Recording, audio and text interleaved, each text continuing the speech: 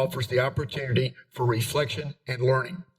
Religious texts, self-help books, and great literature provide a look into human nature and can help us create a path of growth and change.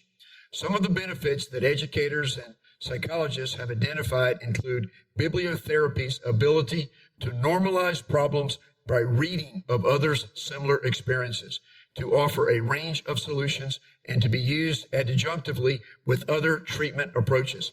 Bibliotherapy is inexpensive, portable, and revisitable, meaning it can be reviewed repeatedly until it is understood or returned to during times of emotional distress.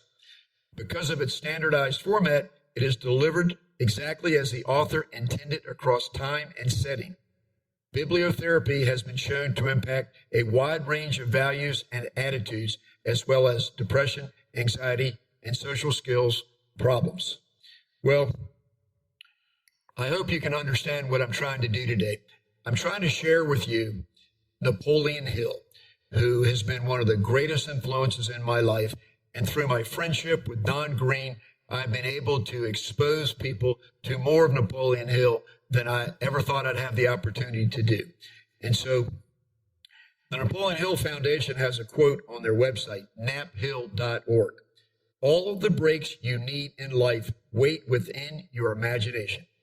Imagination is the workshop of your mind, capable of turning mind energy into accomplishment and wealth.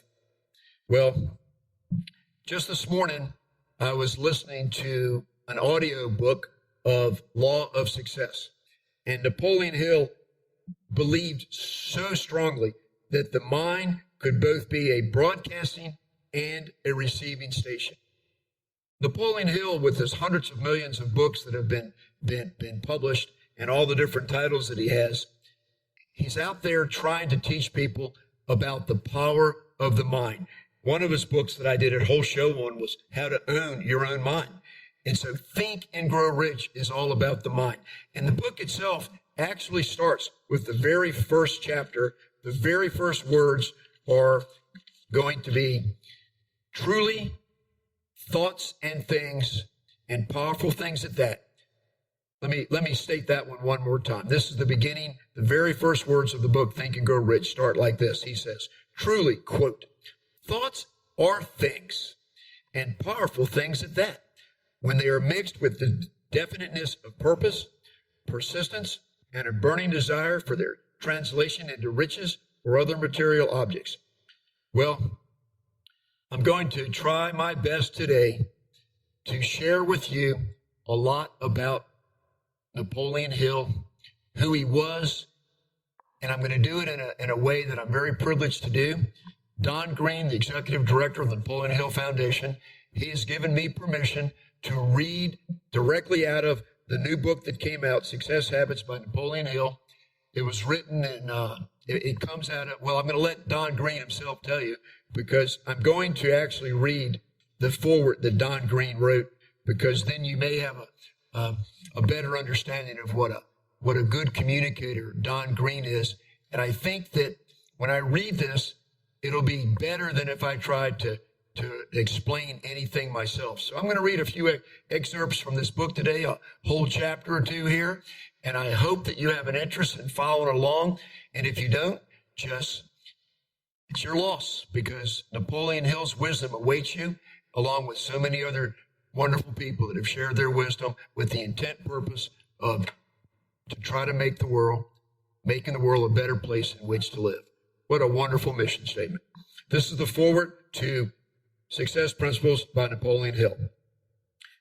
A young magazine reporter from the mountains of Southwest Virginia, Napoleon Hill was assigned to interview American steel magnate Andrew Carnegie.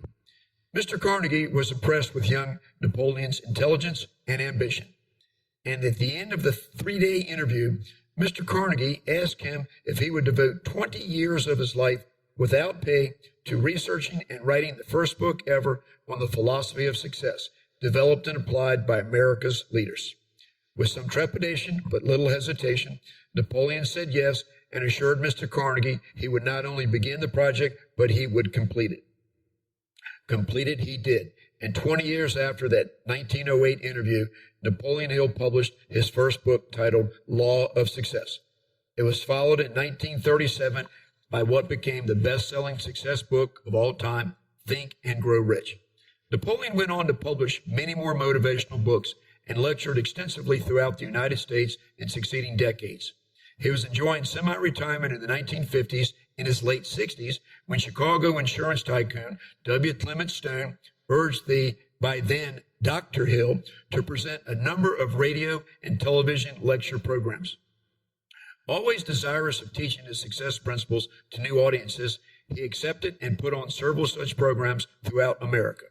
Dr. Hill and his wife established the Napoleon Hill Foundation in 1962, intending that it would continue to teach his principles after he was gone. He died in 1970, and the foundation they established continues to carry on to this day, spreading his principles throughout the world in scores of languages. I have been a trustee of the Napoleon Hill Foundation since 1997 and its executive director since 2000. A few years ago, I came across the dusty tapes and transcripts of several of Dr. Hill's radio and television lecture programs that had been tucked away in the Foundation's archives. They had never been published. Foundation trustees were thrilled to have the opportunity to resurrect them, and thus was born the Napoleon Hill is on the Air series of books. The book you are holding is one in that series, a transcription of weekly radio programs presented in 1952 in Paris, Missouri. How did Napoleon Hill come to give a series of radio interviews in the small town of Paris, Missouri?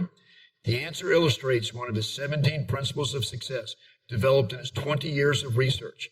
The principle is that every adversity carries with it the seed of an equivalent advantage. Dr. Hill had put on a seminar in St. Louis, Missouri, a large city on the Mississippi River, which had turned out to be unprofitable. More money was spent promoting it than was received in attendance fees. However, a longtime follower of Dr. Hill, Bill Robinson, a businessman in Paris, Missouri, was in the audience and was inspired to invite Dr. Hill to put on a series of lectures in Paris. Paris at that time was a town of only 1,400 people. It is located in rural northeastern Missouri on the central fork of the Salt River, far from any major metropolitan areas. St. Louis, the nearest large city, is approximately 135 miles away. Young people were leaving Paris for greater employment opportunities in bigger cities. Robinson was worried about the decline of the town and arranged to have nearly 100 townspeople attend the series of lectures over several weeks. They would be broadcast on local radio, and Dr. Hill would receive $10,000. There were skeptics in Paris who thought the lectures would be little more than a medicine show, but Dr. Hill soon won them over with his powerful messages. Following these inspirational broadcasts, many Paris citizens banded together in discussion groups. A local minister presented a series of sermons based upon Dr. Hill's teachings. A number of new businesses, as many as 10 by one account, sprouted in this small town as a direct result of the lectures. A year after the broadcast, Dr. Hill said that an elderly Paris resident told him that, quote, nothing had come to that community within the past 50 years which had made such a profound impression on as many of the people as he had made by the teaching of my philosophy, end quote. A movie titled A New Sound in Paris was made, documenting the changes that were brought about in that small community by Dr. Hill's lectures.